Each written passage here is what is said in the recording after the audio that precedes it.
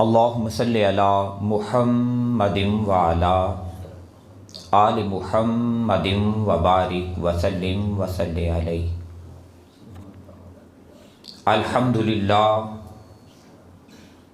الحمدللہ رب العالمین والعاقبۃ للمتقین والصلاۃ والسلام علی سید الانبیاء والمرسلین اما بعد فاعوذ باللہ من الشیطان الرجیم بسم اللہ الرحمن الرحیم وما خلقت الجن والانس الا لیعبدون۔ صدق اللہ مولانا العظیم و صدق رسولہ النبی الکریم الامین۔ قال اللہ عز وجل فی شان حبیبہ ان اللہ وملائکتہ یصلون علی النبی یا ایہا الذین آمنوا صلوا علیہ وسلموا تسلیما۔ الصلاۃ والسلام علیک یا سیدی یا رسول اللہ وعلی آلک واصحابک یا سیدی یا حبیب اللہ۔ حضور نبی رحمت صلی اللہ علیہ وآلہ وسلم کا فرمان علی شان ہے، فرمایا ان اولی الناس بی یوم القیامت اکثرہم علی صلاۃ۔ فرمایا قیامت کے روز میں محمد مصطفیٰ صلی اللہ علیہ وآلہ وسلم کے سب سے زیادہ قریب وہ شخص ہوگا جو دنیا میں سب سے زیادہ درود شریف پڑھتا ہوگا، اور یقیناً قیامت کے روز جسے اللہ کے محبوب نبی صلی اللہ علیہ وآلہ وسلم کا قرب نصیب ہو گیا، پھر وہ ہر قسم کی پریشانی، ہر قسم کے دکھ سے بندے کو محفوظ کر دیا جائے گا۔ اس وجہ سے ہمیں زندگی میں آقا علیہ الصلاۃ والسلام کی ذات پر کثرت کے ساتھ درود و سلام پیش کرنا چاہیے۔ پھر پیارے بھائیو، یہ زندگی جو میرے اللہ کی عطا ہے، یہ میرے اللہ کا کروڑہ بار فضل اور احسان ہے کہ جس نے ہمیں اسلام کی نعمت نصیب فرمائی ہے، اور اسلام دے کر میرے اللہ نے ہمیں ایک حکم ارشاد فرمایا ہے، فرمایا ان الدین عند اللہ الاسلام۔ فرمایا لوگو یہ یاد رکھنا کہ میں اللہ نے تمہارے لیے جس دین کو پسند کیا ہے، فرمایا میں نے اس کا نام اسلام رکھا ہے، اسلام نام رکھا، اور اسلام دین کے طور پہ دے کر پھر میرے اللہ نے خود ارشاد فرمایا سماکم المسلمین۔ فرمایا اگلی بات بھی یاد رکھنا کہ میں نے تمہارا نام مسلمان رکھا ہے، تم مسلمان بننا۔ یہ بات ارشاد کر کے پھر میرے اللہ نے قرآن کریم کے اندر ایک مقام پہ ارشاد فرمایا وَاعْتَصِمُوا بِحَبْلِ اللَّهِ جَمِيعًا وَلَا تَفَرَّقُوا۔ فرمایا اب یہ جو اسلام والا ٹائٹل میں نے تمہیں عطا کیا ہے، یہ جو مسلمانی تمہیں دی ہے، فرمایا اسے مضبوطی سے پکڑے رکھنا، لیکن وَلَا تَفَرَّقُوا، پر یہ جو فرقہ ہو جانا ہے نا، فرمایا یہ فرقہ پرستی والا کام کبھی نہ کرنا۔ تو گویا اللہ نے اسلام کو اپنانے اور فرقہ پرستی کو چھوڑ دینے کا حکم عطا کیا ہے۔ اس وجہ سے زندگی میں کوشش کریں پیارے بھائیوں کہ مسلمان بننا سیکھیں، مسلمان بنیں، اور یہ بھی یاد رکھیے گا کہ مسلمان کہلانا اور بات ہے اور مسلمان ہونا اور بات ہے۔ آپ مسلمان ہیں تو لوگ کہیں گے کہ یار یہ کوئی مسلمان بندہ تھا جس نے اس طرح کی بات کہہ دی میرے ساتھ، یہ کوئی مسلمان بندہ تھا جس نے ایسا رویہ رکھا میرے ساتھ۔ تو کہلوانے والے مسلمان نہیں، بلکہ آپ مسلمان ہوں اس انداز کے ساتھ مسلمان بنے۔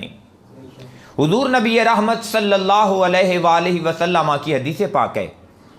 آقا علیہ الصلوۃ والسلام نے فرمایا المسلم من سلم المسلمون من لسانہ و یدہ۔ سب سے خوبصورت اور بڑی تعریف اللہ کے محبوب نبی صلی اللہ علیہ وآلہ وسلم نے خود عطا فرما دی کہ مسلمان ہوتا کون ہے۔ ہمارا آج مسئلہ یہ ہو گیا ہے کہ ہم زندگی مرضی سے گزارنا چاہتے ہیں اور جانا جنت میں جاتے ہیں۔ زندگی مرضی کی گزار کے خواہش یہ ہے کہ جنت میں چلے جائیں، حالانکہ میرے اللہ نے یہ اعلان کر دیا ہے،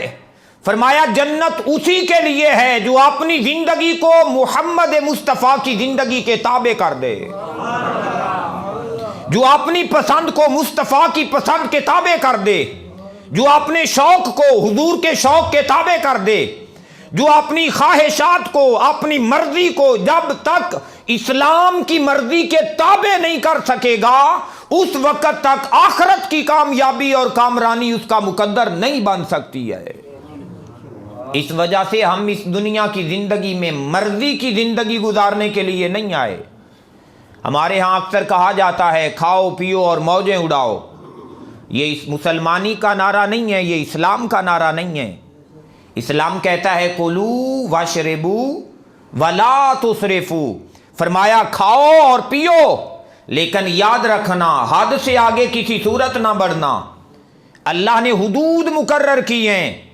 ان حدود کا خیال رکھنا، حدود کا خیال رکھو گے فرمایا دنیا میں بھی عزتیں پا جاؤ گے اور آخرت کی عزتیں بھی تمہارا مقدر بن جائیں گی۔ تو یہ اسلام کا تصور اسلام ہے، تصور مسلمانی ہے کہ مسلمان کو کیسا ہونا چاہیے۔ فرمایا مسلمان وہ ہے جس کے ہاتھ اور جس کی زبان سے دوسرے لوگ محفوظ رہیں۔ میں بالکل اختصار کے ساتھ اس بات کو یہاں روکنا چاہتا ہوں کہ بس اسی بات پہ ڈٹ جائیں کہ آج کے بعد ہمارے ہاتھ سے بھی کسی کو تکلیف نہیں ہونی چاہیے اور ہماری زبان سے بھی کسی کو تکلیف نہیں ہونی چاہیے۔ پھر بندہ اسلام میں داخل ہو گیا ہے، تو جب اسلام میں داخل ہوا تو اسلام نے کچھ عبادات بندے کے اوپر لازم کر دی ہیں، جن عبادات کے اندر ہم نے خشوع اور خضوع کا خیال کرنا ہے، جو ہمارا آج کا موضوع ہے۔ اب یہاں پہ بھی ایک بات ہے کہ ہم نے جو عبادت کا تصور بنا رکھا ہے، ہم نے اسلام کی تمام تر عبادات کو مسجد کے اندر بند کر دیا ہے کہ ہر عبادت کا کام مسجد کے اندر ہوگا۔ حالانکہ اسلام سے پوچھتے ہیں، پیغمبر اسلام سے پوچھتے ہیں کہ اسلام میں عبادت کا تصور کیا ہے۔ اللہ کے محبوب نبی صلی اللہ علیہ وآلہ وسلم کا ارشاد پاک ہے، ہم سمجھتے ہیں نماز عبادت ہے، ہم سمجھتے ہیں روزہ عبادت ہے، ہم سمجھتے ہیں حج زکوٰۃ عبادت ہے۔ حالانکہ حدیث رسول صلی اللہ علیہ وآلہ وسلم علیہ آقا علیہ الصلوۃ والسلام نے ارشاد فرمایا بنی الاسلام علی خمس، فرمایا اسلام کی بنیاد 5 چیزیں ہیں۔ آپ لوگ بھی سمجھدار احباب بیٹھے ہیں، گھر بناتے ہیں آپ، ایک گھر کی بنیاد بنتی ہے اور اس بنیاد کے اوپر بلڈنگ کھڑی ہوتی ہے، تو ایک بنیاد ہے اور ایک اس کے اوپر بننے والی بلڈنگ ہے۔ تو اللہ کے محبوب نبی نے ارشاد فرمایا کہ اسلام کی بنیاد 5 چیزیں ہیں، اس میں آپ نے ارشاد فرمایا ایک کلمہ ہے، ایک نماز ہے، ایک روزہ ہے، ایک حج ہے اور ایک زکوٰۃ ہے۔ یہ 5 چیزیں بنیاد ہیں۔ ہم نے آج تک جتنے گھر بنتے دیکھے، ہم نے آج تک جتنی بلڈنگز بنتی دیکھیں، جتنی مارکیٹیں بنتی دیکھیں، جس کی بھی بنیاد بنی ہے نا، اس کی بنیاد زمین سے اوپر نہیں گئی، بنیادیں زمین کے اندر ہی رہ جاتی ہیں۔ لوگ خدائی کرتے ہیں اور خدائی کر کے نیچے تک کبھی پلر لے جاتے ہیں، کبھی اینٹوں کے ساتھ دیواریں اٹھاتے ہیں تو نیچے دیوار بنتی ہے، تو دیوار تو ساری زمین کے اندر اندر رہ جاتی ہے۔ تو ہم نے پوچھا یا رسول اللہ صلی اللہ علیہ وآلہ وسلم، اگر اسلام کی بنیاد نماز، روزہ، حج، زکوٰۃ ہے تو وہ جو اسلام کا خوبصورت محل ہے وہ کس چیز کا نام ہے؟ تو اللہ کے محبوب نبی صلی اللہ علیہ وآلہ وسلم نے فرمایا، لوگوں نماز، روزہ، حج، زکوٰۃ یہ اسلام کی بنیاد ہے، اور اگر اسلام کا محل دیکھنا چاہتے ہو تو وہ بندہ ہے مسلمان کا اخلاق ہے، وہ اخلاق ہے۔ آقا علیہ الصلوۃ والسلام نے ارشاد فرمایا، لوگوں میں سے سب سے اچھا بندہ وہ ہے احسنہم خلقا، فرمایا جس کا اخلاق سب سے زیادہ اچھا ہو جائے۔ آج ہماری نمازیں بڑی اچھی ہیں، لیکن نمازیں اچھی ہونے کے ساتھ ساتھ وہی بندہ جو نماز پڑھ کے باہر جا کے ریڑھی پہ کھڑا ہو جاتا ہے، پھر اس نے سامنے اور طرح کے سیب لگائے ہوتے ہیں اور پیچھے اس نے اور طرح کے سیب رکھے ہوتے ہیں۔ ہماری حج اور زکاتیں بہت اچھی ہیں، حج ہم نے بڑے کر لیے کیونکہ عبادت تھی، ہمارے اوپر لازم تھا، لیکن وہی حاجی، وہی نمازی جب اپنی دکان پہ کھڑا ہوتا ہے تو پھر اس نے فرنٹ پہ مرچیں اور طرح کی رکھی ہوتی ہیں، اور جو لوگوں کو تول کے دی جا رہی ہوتی ہیں ان کا معیار اور ذوق اور طرح کا ہوتا ہے۔ اس کی وجہ صرف یہ بنی، جو اخلاقی لحاظ سے ہم اتنے پست ہو گئے، اس کی وجہ فقط یہ بنی کہ ہم نے عبادت کا تصور صرف مسجد کے اندر بند کر دیا۔ اس عبادت کے تصور کو جس کے بارے میں میرے اللہ نے ارشاد فرمایا، وَمَا خَلَقْتُ الْجِنَّ وَالْإِنسَ إِلَّا لِيَعْبُدُونَ، کہ ہم نے حضرت انسان کی تخلیق ہی اس لیے کی ہے کہ اس کی زندگی کا لمحہ لمحہ ہماری عبادت و بندگی میں بسر ہو۔ میرا اللہ تو یہ چاہتا ہے کہ ہماری زندگی کا لمحہ لمحہ، حالانکہ نمازیں دیکھیں، نماز کے تو مخصوص سے اوقات ہیں جن کے اندر ہم نماز پڑھتے ہیں، تو پھر زندگی کا لمحہ لمحہ کیسے عبادت بن سکتا ہے؟ تو اس کے لیے پھر حسن نیت کا ہونا ضروری ہے۔ اس کے لیے پھر بندہ اس نیکی کے تصور کو اتنا وسیع کرنے کی ضرورت ہے کہ پتہ چلے کہ نیکی صرف نماز، روزے، حج، زکوٰۃ کا نام نہیں۔ اللہ تعالیٰ نے خود قرآن کریم کے اندر ایک مقام پہ ارشاد فرمایا لیس البر ان تولوا وجوہکم قبل المشرق والمغرب، فرمایا لوگوں نیکی صرف یہ نہیں ہے کہ تم منہ مشرق کی طرف کر کے کھڑے ہو جاؤ یا مغرب کی طرف کر کے کھڑے ہو جاؤ،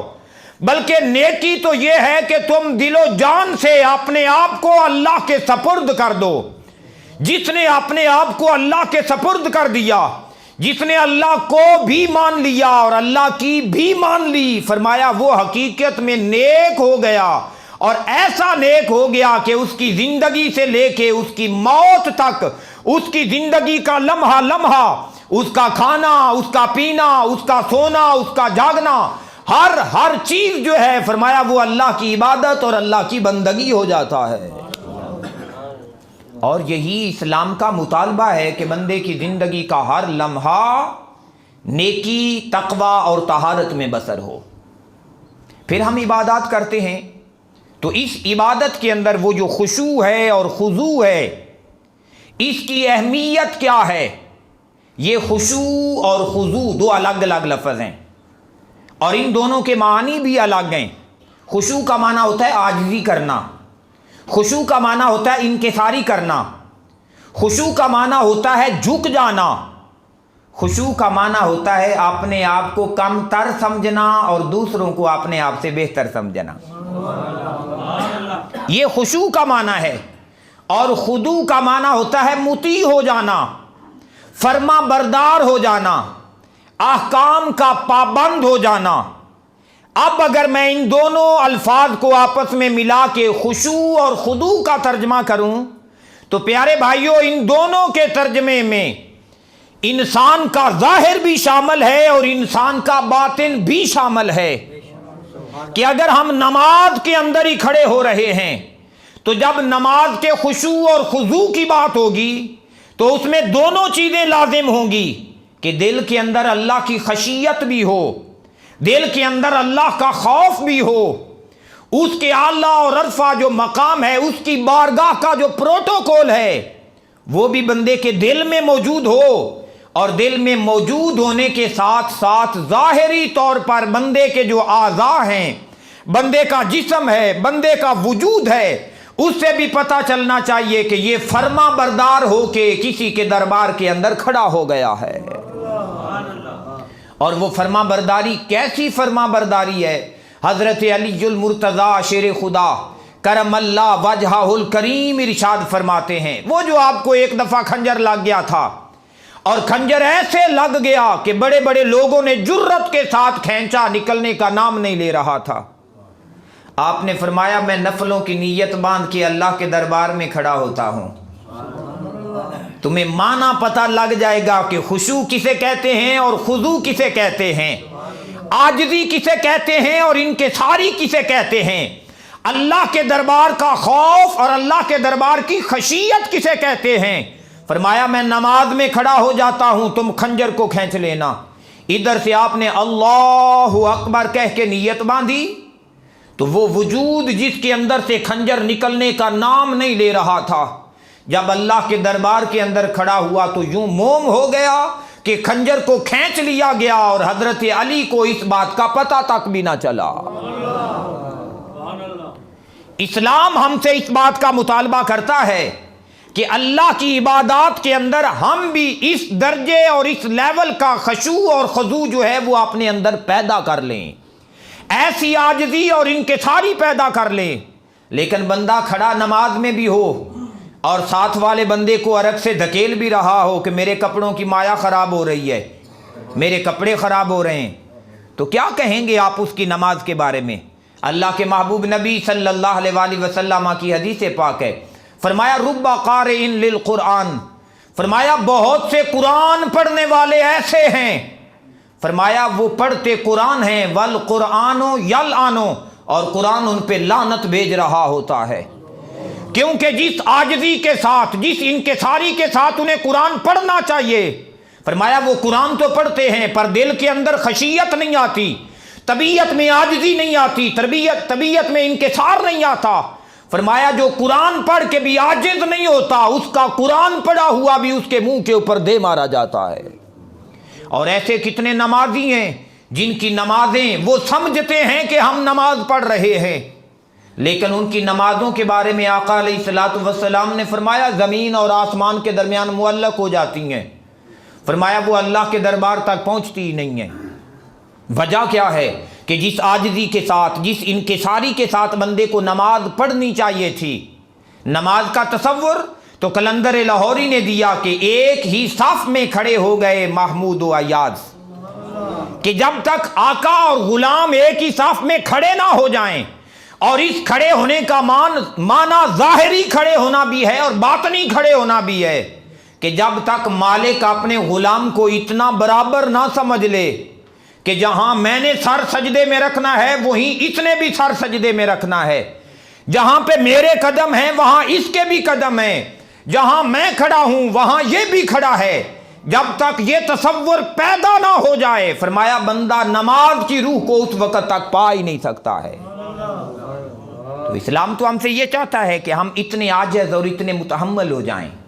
اتنی انکساری ہماری طبیعت اور اتنے مزاج کے اندر آ جائے۔ حضور نبی رحمت صلی اللہ علیہ وآلہ وسلم نے اس عبادت کے تصور کو اتنا وسیع کر دیا ہے کہ آقا علیہ الصلوۃ والسلام نے فرمایا جو بندہ صرف گھر سے نکلا، حالانکہ گھر مسجد اور گلی میں ہے اور اس کا گھر 4 گلیاں چھوڑ کے ہے، فرمایا جو گھر سے نکلا وہ ایسے ہو گیا جیسے نماز میں شامل ہو گیا ہے، نماز کے احکام اس کے اوپر لازم ہو گئے، اب زبان کی حفاظت کرنا اس کے لیے لازم ہے، مسجد آ رہا ہے، آنکھ کی حفاظت کرنا اس کے اوپر لازم ہو گیا، نماز کے لیے آ رہا ہے۔ پھر فرمایا جو بندہ گھر سے وضو کرے اور پھر چل پڑے نیت لے کر، ارادہ لے کر، فرمایا وہ ایک ایک قدم اٹھائے گا، اللہ 10 نیکیاں عطا فرمائے گا، 10 درجے بلند فرما دے گا۔ نیکی کا تو یہ تصور ہمیں عطا کیا گیا ہے کہ تم ایسے نیک بنو کہ جہاں کہیں سے گزرو لوگ کہیں کہ یہ کسی کا نوکر اور غلام جا رہا ہے، جہاں کہیں سے گزر جائیں۔ پھر ایک جگہ پہ قلندر لاہوری نے ارشاد فرمایا کہ حسن کردار سے قرآن مجسم ہو جا کہ تجھ کو ابلیس بھی دیکھے تو مسلمان ہو جائے۔ فرمایا بندے تیرا کردار اتنا اونچا ہو جانا چاہیے کہ پتہ چلے، جیسے اللہ نے قرآن کریم میں ارشاد فرمایا صبغۃ اللہ، فرمایا لوگوں رنگ دنیا کے بھی ہیں اور بڑے رنگ ہیں دنیا کے یہ جو رنگنے والے لوگ ہیں، رنگ ساز لوگ ہیں، بڑے بڑے ماہر لوگ ہیں، بڑا بڑا کمال قسم کا رنگ لگاتے ہیں، لیکن فرمایا یاد رکھنا صبغۃ اللہ، ایک رنگ اللہ کا بھی ہے، وَمَنْ أَحْسَنُ مِنَ اللَّهِ صِبْغَةً، اور اللہ کے رنگ سے بہتر رنگ کس کا ہو سکتا ہے؟ فرمایا اس وجہ سے اگر دنیا کے اندر رنگ لینا چاہتے ہو تو فرمایا اپنے آپ کو اللہ کے رنگ میں رنگ لو، کیونکہ جو اللہ کے رنگ کے اندر رنگ جائے گا وہ جہاں کہیں سے گزرے گا لوگ کہیں گے کہ یہ امن اور سلامتی کا پے کر جا رہا ہے، یہ امن اور سلامتی کا۔ اللہ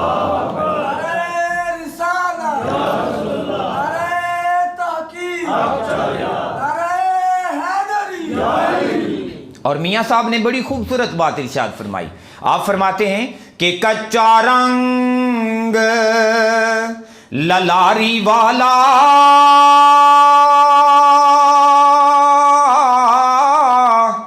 اتے لیندا چڑھدا رہندا تے عشق تیرے دا رنگ محمد کدی نہیں چڑھے لیندا۔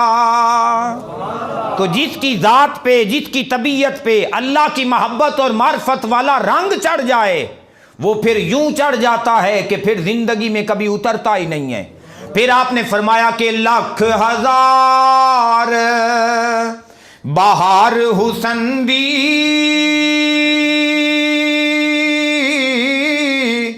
اتے اندر خاک سمانی تے لا پریت محمد اس تھی تے جگ اتے روے کہانی۔ اللہ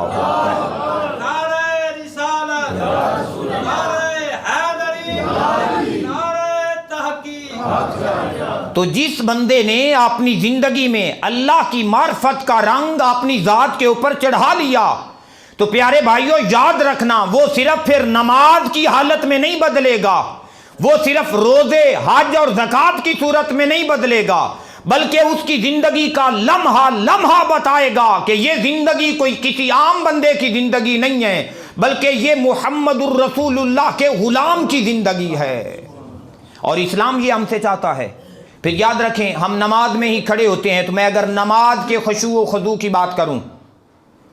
تو نماز کا خشوع و خضوع یہ ہے کہ جب بندہ نماز کے اندر کھڑا ہونے لگے تو اس سے پہلے بھی کچھ معاملات ہیں جن کا دھیان رکھنا ضروری ہے، یہاں تک کہ فرمایا اگر تم نہر کے اوپر بیٹھ جاؤ نا وضو کرنے کے لیے تو ایک دفعہ پانی بھرو چلو میں اور منہ پہ منہ دھو لو، دوسری دفعہ بھرو اور منہ دھو لو، تیسری دفعہ چلو بھرو اور منہ کو دھو لو۔ بندہ نہر پہ بیٹھا ہے، فرمایا اگر نہر پہ بیٹھے ہوئے بھی 3 بار دھونے کے بعد اگر چوتھی بار تم نے چلو بھرا اور اسے پھر منہ پہ مار لیا تو فرمایا تم نے فضول خرچی کی۔ اسلام کا اخلاق یہ ہے کہ عبادت اور بندگی کے اندر ایسا اعتدال عطا کیا ہے کہ اس اعتدال کا خیال رکھنا چاہیے۔ جائے کہ بندہ ٹوٹیوں پہ بیٹھا ہے وضو کرنے کے لیے اور ٹوٹی میں جو پانی آ رہا ہے وہ کسی نہر کا پانی نہیں ہے، اس کے لیے پیچھے موٹر لگی ہے، موٹر بجلی پہ چلی ہے اور اس بجلی کا بل آتا ہے، ٹوٹی کھلی ہے، بندے نے وضو شروع کیا ہے، فون بجا ہے اور اس نے فون کا گھنٹی ریسیو کی ہے، کال اور کان سے لگا، ٹوٹی چل رہی ہے، بندہ فون سن رہا ہے۔ بھائی جس بندے کے لیے نہر کے کنارے بیٹھ کے وضو کرتے ہوئے پانی کا ضائع کرنا روا اور جائز نہیں ہے، کیسے ممکن ہے اس کے لیے کہ وہ مسجد کی ٹوٹی چلا کے بیٹھ جائے اور پانی ضائع کرتا رہے؟ اس وجہ سے نماز سے پہلے ہمیں وضو کے مسائل کو سمجھنے کی ضرورت ہے، کیونکہ اللہ کے محبوب نبی صلی اللہ علیہ وآلہ وسلم کا فرمان عالی شان ہے، فرمایا لوگوں یاد رکھنا مفتاح الجنہ صلاۃ، فرمایا جنت کی چابی نماز ہے، ومفتاح الصلاۃ الطہور، اور جو نماز ہے اس کی چابی وضو ہے۔ جب تک وضو اچھا، جب تک وضو خوبصورت نہیں ہوگا، فرمایا بندے کی نماز ہی خوبصورت نہیں ہوگی۔ تو نماز کو سیکھیں کہ نماز کے فرائض، منہ کا دھونا کہاں کہاں تک، کون کون سا حصہ دھونا لازم ہے، پھر بازو دھونے ہیں تو کس مقام تک اور کیسے بازو کو دھونا ہے۔ صرف ٹوٹی چلا کے پانی یوں کر دینے سے فرض پورا نہیں ہوتا، ان فرائض کو سیکھنے کی ضرورت ہے۔ پھر سر کا مسح کرنا ہے، کتنے سر کا مسح کرنا فرض ہے اور کتنے سر کا مسح کرنا سنت اور مستحب ہے، اور طریقہ کیا ہے سر کے مسح کرنے کا، آپ نے کانوں کا مسح کیسے کرنا ہے، آپ نے گردن کا مسح کیسے، یہ باتیں سیکھنے سمجھانے والی ہیں اور یہ سیکھنی چاہیے۔ اور جو بندہ گھر سے صرف اس نیت سے ہی نکلے نا کہ آج استادوں سے وضو کا مسئلہ پوچھ کے آنا ہے، آج نماز بھی پڑھنی ہے اور استادوں کو قل هو اللہ والی سورت بھی سنانی ہے، یہ نیت لے کے گھر سے نکلے۔ آقا علیہ الصلوۃ والسلام نے فرمایا من اغبرت قدمہ فی سبیل اللہ حرمہ اللہ علی النار، فرمایا جو یہ نیت لے کے نکلا کہ آج دین کی کوئی بات سیکھوں گا، آج شریعت کی کوئی بات سیکھوں گا، آج اللہ کے راستے کا کوئی کام کروں گا، فرمایا وہ گھر سے نکلا ہے، اس نے قدم زمین پہ رکھا، زمین سے مٹی اڑی اور اس نے اس کے پاؤں کو غبار آلود کر دیا، فرمایا وہ گرد و غبار جو اس کے قدم پہ لگا، فرمایا اس گرد و غبار کی بدولت حرمہ اللہ علی النار، اللہ اس بندے کو جہنم کی آگ کے اوپر حرام قرار دے دیتا ہے۔ ہم نے تو شاید سمجھا کہ نیکی جنت تب ہی ملے گی جب آپ ایک پورا ٹرک آٹے کا تقسیم کریں گے، فرمایا نہیں، آپ اچھی نیت لے کے صرف گھر سے نکل پڑو، اللہ تمہیں جہنم کی آگ پہ حرام قرار دے گا، جنت تمہارا مقام بنا دے گا۔ تو اب بندہ نماز کے اندر کھڑا ہو گیا ہے تو نماز کے بھی احکام ہیں، نماز کے اندر کچھ ایسی چیزیں ہیں جو نماز کے خشوع اور خضوع میں ظاہری طور پہ شامل ہیں۔ حضرت ابو ہریرہ رضی اللہ عنہ نے دیکھا ایک بندے کو کہ اس بندے نے نماز کی نیت باندھی، اور نماز کی نیت باندھنے کے بعد وہ اپنی داڑھی کے ساتھ کھیلنے لگا، داڑھی کے ساتھ کھیلنے لگا۔ حضرت ابو ہریرہ رضی اللہ عنہ، کیونکہ یہ صحابہ کا ایک وتیرہ تھا، وہ نمازیں صرف فرض نمازیں نہیں تھیں، وہ نمازی ایسے نمازی تھیں کہ جب بھی کسی کو وضو کی سعادت ہوتی تو وہ وضو کرنے پہ اللہ کا شکریہ ادا کرنے کے لیے 2 نفل پڑھتا، جسے تحیۃ الوضو کہا جاتا ہے۔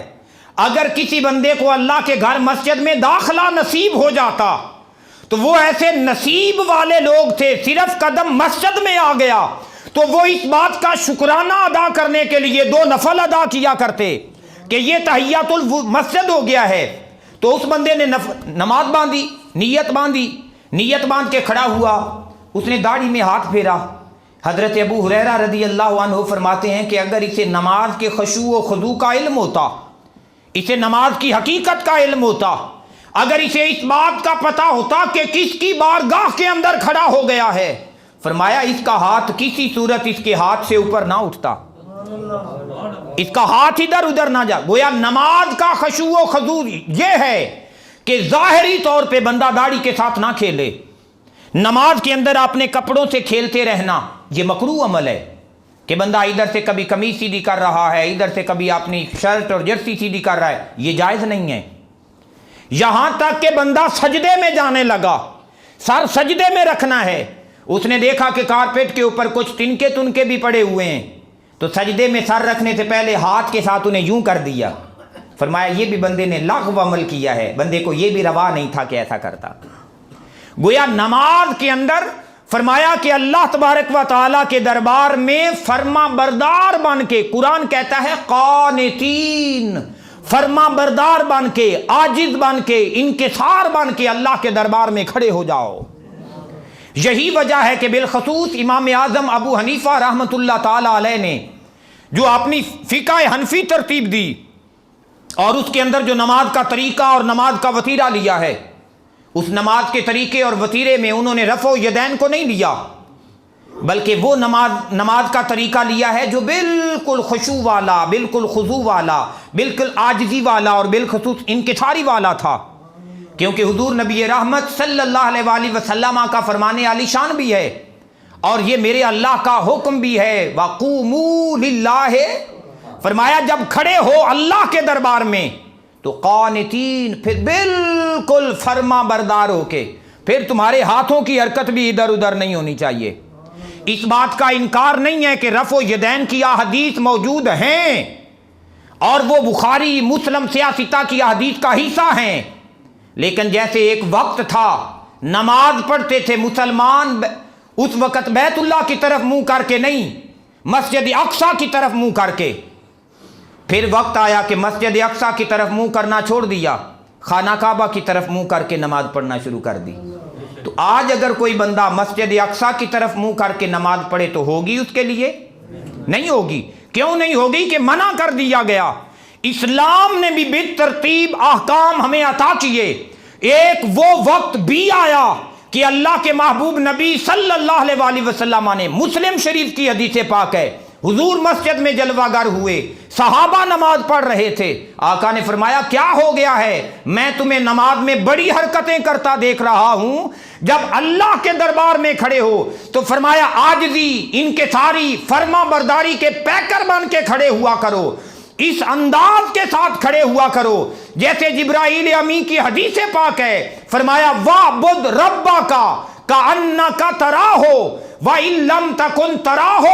فَإِنَّهُ يَرَاكَ، فرمایا جب اللہ کے دربار میں کھڑے ہو تو اس انداز کے ساتھ، اس یقین کے ساتھ کھڑے ہوا کرو کہ تم جس کے دربار میں کھڑے ہو گئے ہو تمہاری نظریں اسے تک رہی ہیں، تم اس اللہ کو دیکھ رہے ہو۔ لیکن اگر کبھی تمہیں لگے کہ ہمارے تو گناہ بڑے ہیں، ہم تو بڑے پاپی لوگ ہیں، ہم اتنے اچھے اور اعلیٰ عرفہ لوگ نہیں ہیں، ہماری نظروں کی کیا جرت کہ اللہ کے جلوے دیکھ سکے،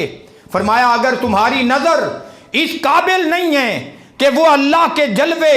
دیکھ سکے، فرمایا پھر یہ یاد رکھنا تم جس کے دربار میں کھڑے ہوتے ہو وہ تمہیں تک بھی رہا ہوتا ہے، تمہاری باتوں کو سن بھی رہا ہوتا ہے۔ اب بندہ مسجد میں کھڑا ہے، مسجد میں کھڑے ہو جانے کے بعد اب یہ یقین پیدا ہو گیا ہے کہ میرا اللہ مجھے تک رہا ہے، تو بھائی جس بندے پہ اللہ کی نظر رحمت لگی ہوئی ہو، کوئی کہے کہ بھائی اللہ کا تکنا کیسا تکنا ہے، تو میرا اللہ قرآن میں فرماتا ہے بے اعیننا، فرمایا کچھ لوگ ایسے ہیں جو ہماری آنکھوں میں رہتے ہیں، ہماری رحمت بھری آنکھیں ان پر لگی رہتی ہیں۔ پھر ارشاد فرمایا قد نرا تقلب وجہک فی السماء، فرمایا محبوب یہ جو چہرہ تیرا چہرہ مبارک بار بار آسمان کی طرف اٹھتا ہے، میں اللہ ہو کے اسے تک رہا ہوتا ہوں۔ تو گویا اللہ تکتا ہے اپنے بندوں کو، اپنے بندوں پہ نظر رحمت فرماتا ہے، ایسی ایسی نظر رحمت فرماتا ہے کہ پھر اپنے بندوں کو اعلان کرتا ہے کہ آؤ میرا دربار کھلا ہے، تم مانگو تمہیں عطا کروں گا، فرمایا تم سوال کرو سوال کو پورا کر دوں گا، تم بخشش مانگو بخشش دوں گا، تم دنیا مانگو دنیا دے دوں گا، تم آخرت مانگو میں اللہ تمہیں آخرت عطا فرما دوں گا۔ تو گویا پیارے بھائیو یہ خشوع، یہ خضوع، یہ عاجزی، یہ انکساری نماز کے ظاہر کے اندر بھی موجود ہے، اور یہ چیزیں پھر نماز کے باطن میں بھی موجود ہیں کہ انسان کا دل اس درجے کا مطمئن دل ہو جائے کہ قلبی طور پہ اور روحانی طور پہ بندہ یہ جانے۔ حضور نبی رحمت صلی اللہ علیہ وآلہ وسلم نے ارشاد فرمایا جب امام مصلی امامت پہ کھڑا ہوتا ہے، حضور نے فرمایا اس پہ اللہ کی رحمت نازل ہوتی ہے۔ پھر حضور نے فرمایا جب امام مصلی امامت پہ کھڑا ہوتا ہے اس پہ اللہ کی رحمت نازل ہوتی ہے۔ پھر تیسری بار فرمایا، پھر چوتھی بار فرمایا، چوتھی بار فرما کے پھر پانچویں بار ارشاد فرمایا، فرمایا امام کے پیچھے جو مقتدی کھڑے ہوتے ہیں ان پہ بھی اللہ کی رحمت نازل ہوتی ہے۔ اللہ کی رحمتیں اور اللہ کی برکتیں نازل ہو رہی ہیں۔ اب اللہ کی رحمتیں نازل ہو رہی ہوں، اللہ کی برکتیں نازل ہو رہی ہوں اور بندے کو خبر ہی نہ ہو کہ بندہ کہہ کیا رہا ہے، تو گویا یہ بھی بات ضروری اور لازمی ہے کہ بندہ ان احکام کو بھی سمجھے، ان احکام کو جانے کہ جب اس نے اللہ اکبر کہہ کے اللہ کے حضور نماز کی نیت باندھی ہے تو پہلی بات تو یہ جانے کہ یہ صرف ہاتھ اٹھانا نہیں ہے جسے انگلش میں ہینڈز اپ کہتے ہیں. گویا بندہ اللہ کو کہہ رہا ہوتا ہے یا اللہ میں تیرے دربار میں آ گیا ہوں مجرم، پر اب میرے ہاتھ کھڑے ہیں، اب میرے ہاتھ کھڑے ہیں، اب تو جیسے فرمائے گا. کیونکہ جس کے ہاتھ کھڑے ہو گئے اس کی مرضی نہیں چلتی، وہ پھر اپنی من مانیاں نہیں کر سکتا. اسے پھر جیسے جیسے اس کا مالک حکم دیتا ہے، جیسے جیسے اس کا اللہ حکم دیتا ہے وہ ویسے ویسے کرتا ہے. گویا مسجد میں نماز کی نیت باندھتے ہوئے یہ یقین کامل کیا کریں کہ میں مجرم ہوں لیکن اب معاف کرنے والے کے دربار میں آ گیا ہوں، اب معاف کرنے والے کے دربار میں آ گیا ہوں. تو جو معاف کرنے والے کے دربار میں آ جاتا ہے اپنے جرم کا اقرار کر لیتا ہے. میرے اللہ نے ارشاد فرمایا کہ یہ جو توبہ ہے اس کے لیے بہت بڑے سلسلوں کی ضرورت نہیں. اگر بندے کے دل کے اندر ہی ندامت اور شرمندگی پیدا ہو جائے تو فرمایا میں اپنے بندے کو دوسروں کے سامنے رسوا بھی نہیں ہونے دیتا اور اسے اپنا مقرب بنا لیا کرتا ہوں. تو یہ توبہ، تو یہ ندامت، یہ شرمندگی اتنی بڑی نعمت ہے، لیکن یہ کیسے نصیب ہونی ہے؟ یہ بندے کی من کی دنیا کے اندر ایک سلسلہ ہے. جیسے کلندر لاہوری نے فرمایا کہ اپنے ہی من میں ڈوب کے پا جا سراغ زندگی. لیکن اگر زندگی گزر گئی، داڑیاں سفید ہو گئیں، لیکن نماز کا کوئی اثر بندے کی طبیعت پہ نہیں ہو رہا، بندے کے مزاج پہ نہیں ہو رہا. آج بھی اگر بندہ مسجد میں داخل ہوا ہے تو یوں لگا ہے جیسے کوئی تھانے دار آ گیا ہے. تو میاں اپنی نمازوں پہ غور کریں. مسجد سے باہر نکل گیا ہے بندہ نماز پڑھ کے تو کسی کو حضرت کا سلام دینے کے لیے تیار نہیں، اگر کوئی سلام کہہ دے تو جواب دینے کے لیے تیار نہیں. اگر ایسی پوزیشن ہے تو ہم اپنی نمازوں پہ پھر غور کریں، کہیں ایسا نہ ہو کہ یہ ساری کی ساری ریاضتیں کسی روز اٹھا کے منہ کے اوپر دے ماری جائیں. بلکہ یہاں تک صوفیاء کرام نے لکھا کہ میاں اپنے آپ کو کافروں سے بھی کم تر جانو، کہ عین ممکن ہے جس کی ساری زندگی کفر کے اندر بسر ہو رہی ہے، جب اس کے مرنے کا وقت ہو اللہ کا فضل غالب آ جائے، اللہ اسے ایمان کی دولت عطا کر دے. ساری زندگی کافر رہا، مرتے وقت ایمان نصیب ہوا، اس ایمان کا فائدہ یہ ہوا زندگی کے گناہ معاف ہو گئے، بندہ گناہوں سے پاک ہو کے اللہ کے دربار میں حاضر ہو گیا. میاں اس نے تو کلمہ پڑھ کے گناہوں سے وہ پاک ہو گیا، تو ہم نے تو ساری زندگی کے گناہ اکٹھے کیے ہوئے. اس وجہ سے فرمایا کہ اسے بھی اپنے آپ سے گھٹیا اور کم تر نہ سمجھیں، اور اگر کم تر سمجھنا ہے تو پھر میاں محمد بخش علیہ رحمہ فرماتے ہیں کہ نیویاں تو نیواں ہو جا،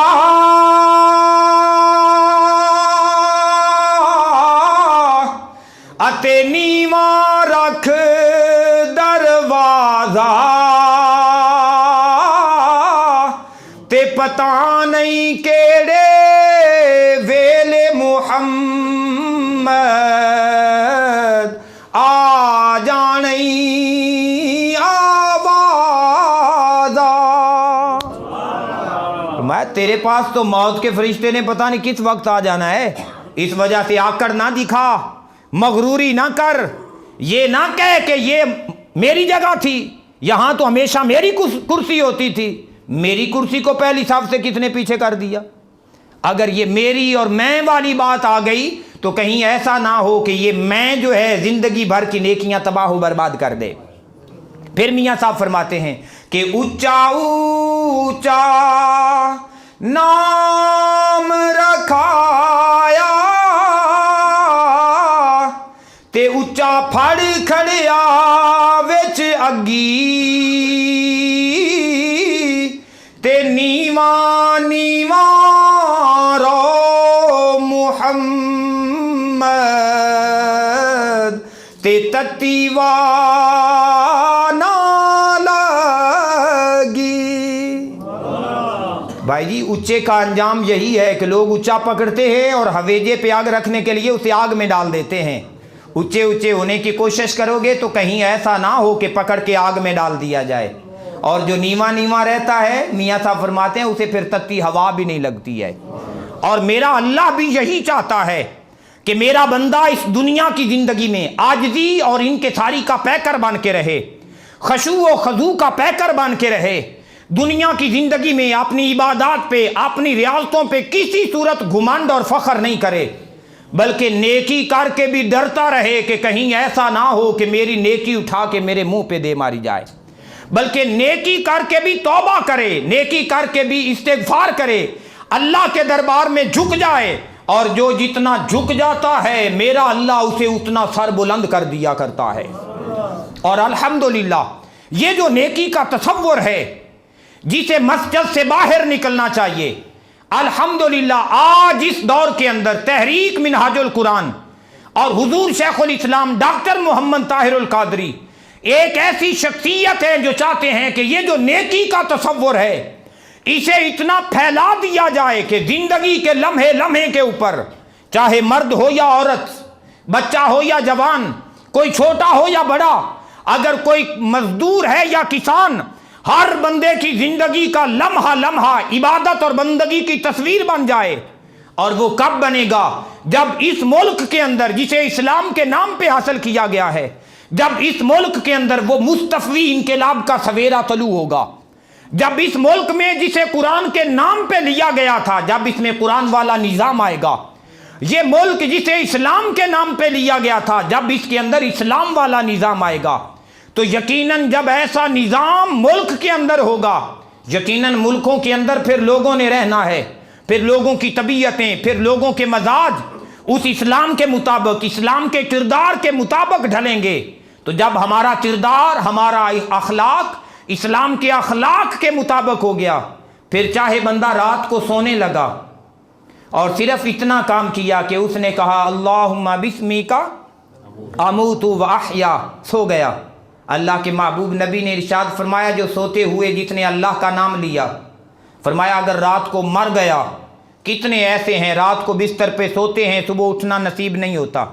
رات کو سویا بندہ اللہ کا نام لے کے، اگر مر گیا فرمایا ماتا شہیدہ، اللہ اسے شہادت کا رتبہ عطا فرما دے گا۔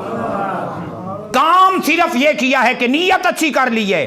اور جب یہ نیت، یہ ارادہ، یہ خشوع، یہ خضوع، یہ عاجزی اور انکساری بندے کی طبیعت اور مزاج میں آ جائے گی، پھر وہ چاہے فزکس پڑھے، چاہے بایو پڑھے، چاہے کیمسٹری پڑھے، چاہے بچہ پڑھ کے ڈاکٹر ہی بن رہا ہے، انجینئر بن رہا ہے، وکیل بن رہا ہے، لیکن نیت اور ارادہ یہ ہو گیا ہے کہ میں نے ڈاکٹر بن کے اللہ کے بندوں کی خدمت کرنی ہے،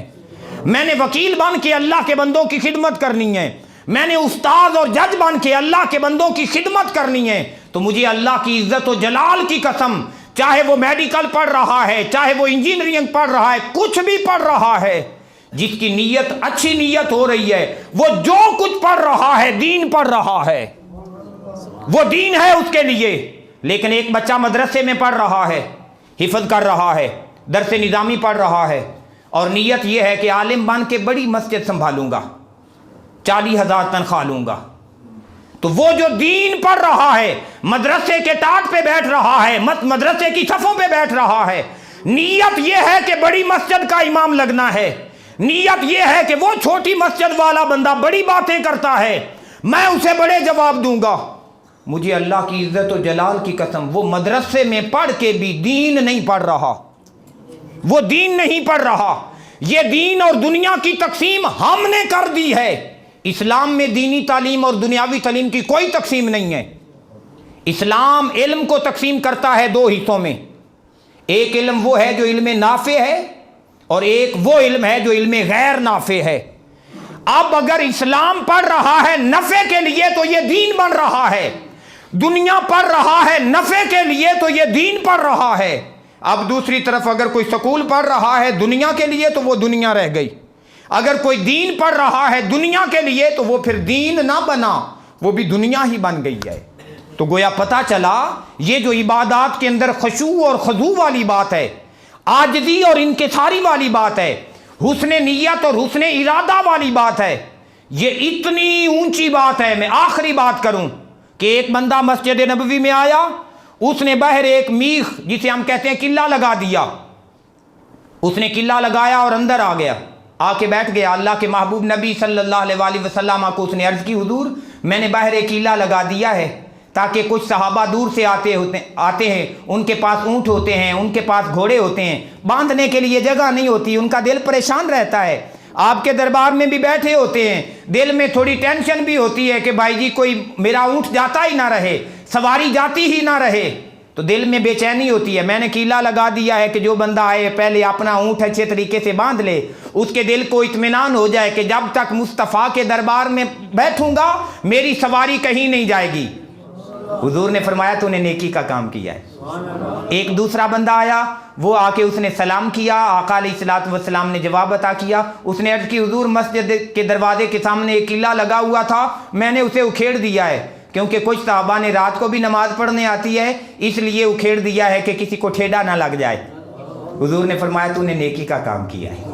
اللہ تجھے اجر عطا فرمائے گا۔ اگر نیت ارادہ ایسا اچھا اور پیارا ہو گیا، میاں جی پھر قلعہ لگایا ہے تب بھی ثواب مل رہا ہے، قلعے کو اکھیڑ دیا ہے تب بھی ثواب مل رہا ہے۔ تو گویا پتہ چلا کہ اگر ہم ریڑھی لگا کے کھڑے ہو جائیں اور نیت اور ارادہ یہ ہو کہ میرے اللہ نے رزق ان لوگوں کے ہاتھوں سے میرے لیے لکھا ہے اور ان کی خدمت کرنا میرے ذمہ لکھ دیا ہے، میں ان کی خدمت کروں گا، فروٹ جو ہے ان کے گھروں تک پہنچاؤں گا، سبزی ان کے گھروں تک پہنچاؤں گا، تو پھر بندے کا اس ریڑھی کے اوپر کھڑے ہونا بھی اللہ کی عبادت و بندگی بن جاتا ہے۔ تو اللہ تبارک و تعالیٰ سے دعا ہے کہ یہ نیکی کا جو ایک خوبصورت اور وسیع تصور ہمیں عطا ہوا ہے، میرا اللہ ہمیں زندگی کا لمحہ لمحہ اس نیکی میں، اس تقوی میں، اس طہارت میں بسر کرنے کی توفیق عطا فرمائے۔ اور الحمدللہ تحریک منہاج القرآن آج اس نیکی کے پلیٹ فارم پہ آپ کو دعوت دیتی ہے کہ آپ تحریک منہاج القرآن کے ساتھ جڑیں، تحریک منہاج القرآن کے ساتھ اپنی نسبت اور تعلق قائم کریں اور دیکھیں کہ کس انداز کے ساتھ حضور شیخ الاسلام نے دنیا کے جس عنوان اور موضوع کو چھیڑا۔ آپ کی تقریر دیکھیں تو تقریر میں کوئی ثانی نظر نہیں آئے گا، آپ کی تحریر دیکھیں تو آپ کی تحریر میں آپ کا کوئی ثانی نظر نہیں آئے گا، پھر تمام تر خدمات دیکھیں، اگر کبھی توفیق نصیب ہو تو عرفان القرآن ہی لے کے بیٹھ جائیں، اور اس عرفان القرآن کی پھر ایک ایک لائن اللہ تعالیٰ کی معرفت اور مصطفیٰ کریم کی محبت آپ کے دلوں کے اندر انڈیلتی جائے گی۔ تو اللہ تبارک و تعالیٰ سے دعا ہے کہ میرا اللہ ہمیں اپنے نیک بندوں کی صحبت نصیب فرمائے اور اپنی عبادات اور اپنی بندگیوں میں خشوع و خضوع، عاجزی اور انکساری کو اپنانے کی سعادت دے۔ وما علیہ الا البلاغ المبین۔